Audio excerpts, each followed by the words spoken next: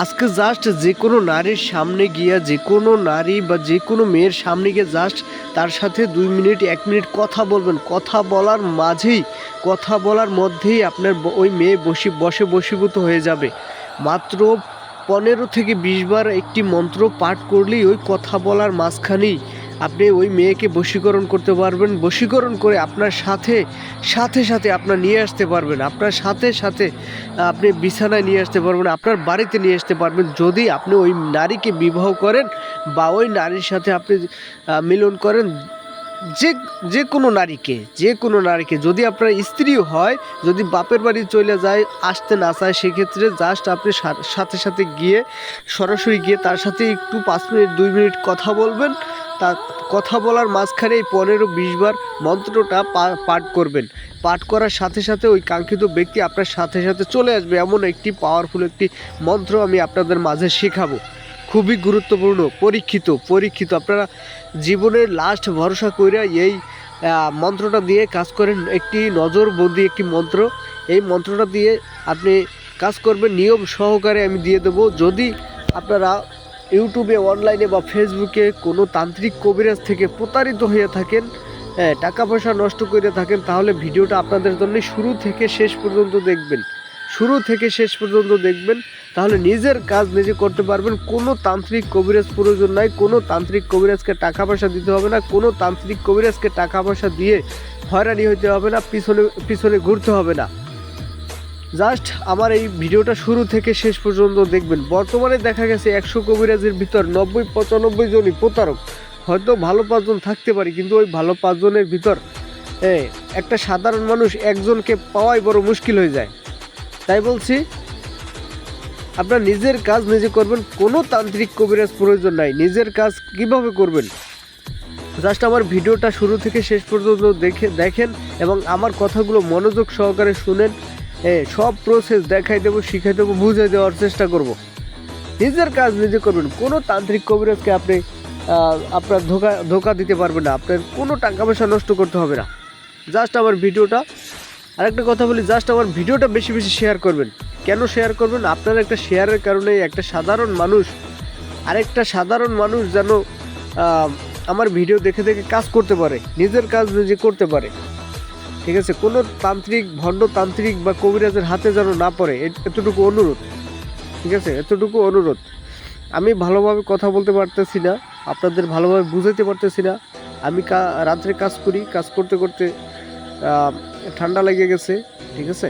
যাই হোক, বিষয়টি আমি বলে দেওয়ার চেষ্টা করব, ভালোভাবে বোঝানোর চেষ্টা করব। 4 মিনিট 5 মিনিট ভিডিওর ভিতর সব কথা বলা সম্ভব না। তাই যে কোনো কাজ করার আগে আমার সাথে যোগাযোগ করে, স্ক্রিনে যা নাম্বার আছে, ইমো আছে, হোয়াটসঅ্যাপ আছে, বা সরাসরি কল দিতে পারেন। নামাজের টাইমে কল দিবেন না। কল দিয়ে যোগাযোগ করে ভালোভাবে বিস্তারিত জেনে তারপর একটা কাজ করবেন। আমার নিয়ম অনুসরণ করে যদি কাজ না হয়, ভাই কসম করে বললাম, আমার নিয়ম অনুসরণ করে যদি কাজ না হয়, আপনি যা খুশি তাই বলবেন, আমি শুনতে বাধ্য। আপনি যা খুশি তাই বললেন, স্ক্রিনে দেওয়া নাম্বার আছে। আমার নিয়ম অনুসরণ করে কাজ করলে 100% কাজ হবে। কথা দিলাম, কসম করলাম। ঠিক আছে? যাই হোক, মন্ত্রটা স্ক্রিনে দেখতেই পারছেন। মেয়ে ভুলানো নজরবন্দি মন্ত্র। 2 চক্ষে চাহিলাম, 4 চক্ষে বন্দনা করিলাম, রক্তের খলাখল বিদ্যুৎ ধারা, তাই দিয়া বন্দনা করিলাম, ফলানার নয়ন তারা। এই ফলানার স্থানে ওই কাঙ্ক্ষিত ব্যক্তির নাম, যাকে বশীকরণ করবেন। সে আপনার স্ত্রী হোক বা পছন্দের নারী হোক।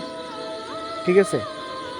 তারপর স্যার, বাপ মার আশা স্যার, পাড়ার প্রতিবেশী স্যার, স্বামীর ঘর গৃহ স্যার, আমারে সারিয়া যদি অন্য কোথাও যাস, দোহাই লাগে ঈশ্বর মহাদেবের মাথা খাস। এটা যদি আপনি কোনো অন্য বিবাহিত নারীকেও বিবাহ করতে চান বা বশ করতে চান, তাকেও বশ করতে পারবেন। ঠিক আছে? তাকেও বশ করতে পারবেন, আপনার পিছনে নিয়ে আসতে পারবেন। বিবাহিত মহিলাকেও বশ করা সম্ভব। এখানে মন্ত্রের ভিতরে লেখা আছে, দেখেন, স্বামীর ঘর গৃহ স্যার। তার মানে কি? তার স্বামীর ঘর গৃহ সারে আপনার কাছে চলে আসবে, এরকম করাও সম্ভব। ঠিক আছে? যাই হোক, নিয়মটা আমি দিয়ে দিতেছি, স্ক্রিনে দেখতেই পারছেন। মন্ত্রটি শিক্ষা করার নিয়ম হলো, একা একা 3 দিন রাত্রে তে পথে বসে মন্ত্রটি শিক্ষা করিতে হইবে। মন্ত্র শিক্ষার দিন মাছ মাংস গরুর মাংস খাওয়া নিষেধ। রবিবার ও বৃহস্পতিবার মন্ত্র পাঠ করা সম্পূর্ণ নিষেধ, ঠিক আছে?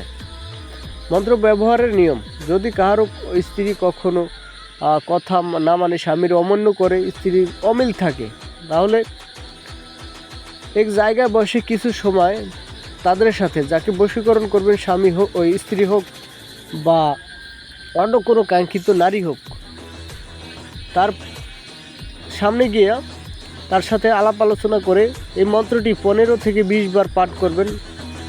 তারপরে ওই কাঙ্ক্ষিত ব্যক্তি বা স্বামী বা স্ত্রী বা যে কাজটা করবে, ঠিক আছে, যে কাজটা করবে তার বাধ্যগত হবে।